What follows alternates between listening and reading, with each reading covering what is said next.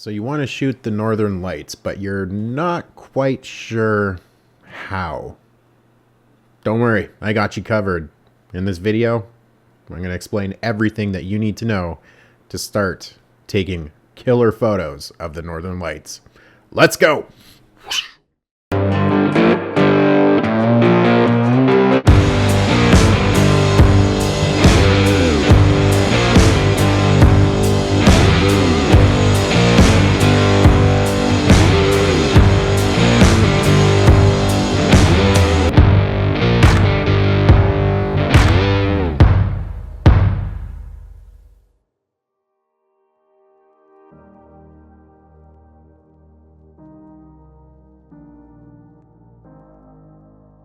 What's up, guys? Welcome back to NTLP. My name is Nick, and this is the place to be for everything landscape photography. So we are talking about the northern lights today. We've had a lot of activity with Lady A, if you will, the northern lights, Aurora Borealis, especially up here in Canada. And I was like, hey, light bulb. Light bulb. Why not make a video on camera settings to help you shoot the northern lights? So before we jump into today's video, if you can hop down there, hit that little red button underneath the video that says subscribe. It would totally help this channel out, help me out. So thank you.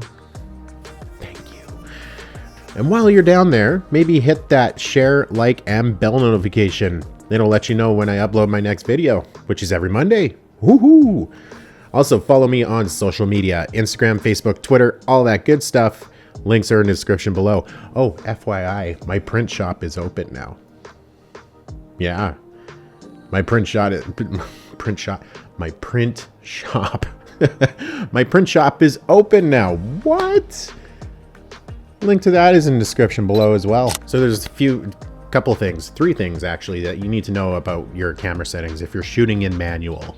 And what that is your ISO, shutter, and aperture. First things first is aperture. You want to keep it low. Try to keep it around that f2.8 to f4 mark. If you can go lower, awesome, like an f1.4.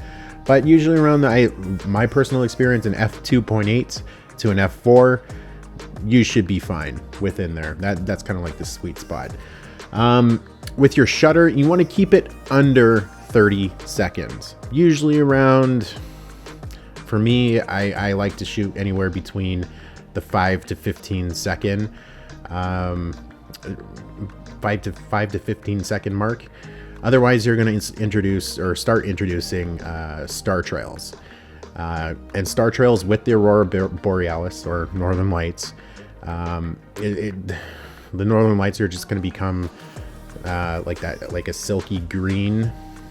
It's not going to have any definition to it. So if you're just wanting to keep the Northern Lights as is, try to keep your shutter speed lower than 30 seconds. Like I said, around that 5 to 15 second mark should do the trick. Last but not least is your ISO. Keep it relatively high around that 2500 mark.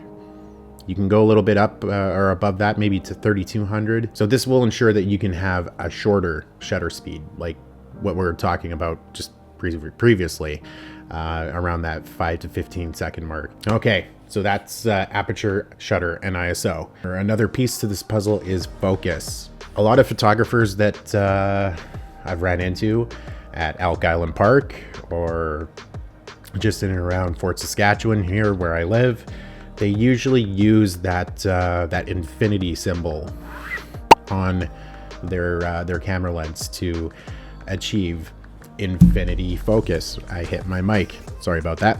Yeah, sometimes that does work, but sometimes it doesn't. For me, I like to manually focus. And what I usually do is I will point my camera up into the sky, find a bright star, and then I'll use the focus ring to make sure that star is pinpoint sharp. If it's fuzzy or looks out of focus, your sky is going to be out of focus. So if you use your manual ring or manual focus ring on your lens, and make sure that the stars that you're focusing on are pinpoint sharp. I'd say 9.5 times out of 10, you're gonna get some crisp photos of the northern lights. So last thing with shooting the northern lights is the gear that you might want to consider. And the first thing is obvious, is a tripod. Yes, you can put your camera on a log or a rock. However, a tripod will just make it a lot easier for you.